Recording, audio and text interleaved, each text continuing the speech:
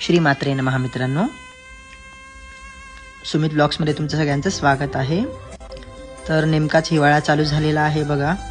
तर हिवाळ्यामध्ये आपण देवाला पूजा करताना कोमट पाण्याचा वापर करावा। पाणी जास्त गरम नसावा। आपण गॅसवरती तापवून घेऊ शकता। तर गॅस सुद्धा पाणी तापवताना स्वच्छ असला पाहिजे। सर्व देवांना तुम्ही अभिषेक करताना गरम पाण्याचाच वापर करावा। त्यानंतर तुम्ही देवाला स्वच्छ धुवून जागी ठेवून द्यावा। त्यांची नित्य तुमच्या पद्धतीने पूजा करावी। तर माझे रोज पूजेचा असा क्रम आहे। सर्व देवांना त्यांचे स्तोत्र मंत्र म्हणतो मी, असं त्यांची पूजा करतो। छान अशी मस्त शृंगार करतो मन भरून। असं मला माझ्या पूजेचा कधीच कंटाळा येत नाही। एकदा जर पूजेला बसलं तर मला 3 तास कधी गेले आणि कुठे गेले ते समजतच नाही। खूप असं छान पूजेमध्ये मन रमतं।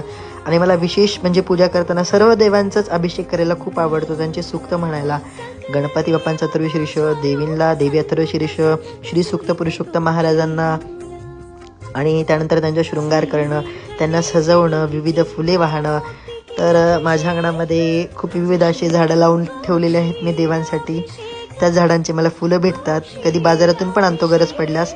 तर माझ्या अंगणामध्ये स्वस्तिकचं झाड होतं, पण ते काही कारणास्तव कोणीतरी तोडलं। त्यांना ते मी फुलं वाहिलेलं आवडत नव्हतं, याच कारणामुळे। नंतर सुंदर असा देवांचा शृंगार केला, नित्योपचार पूजेला चालू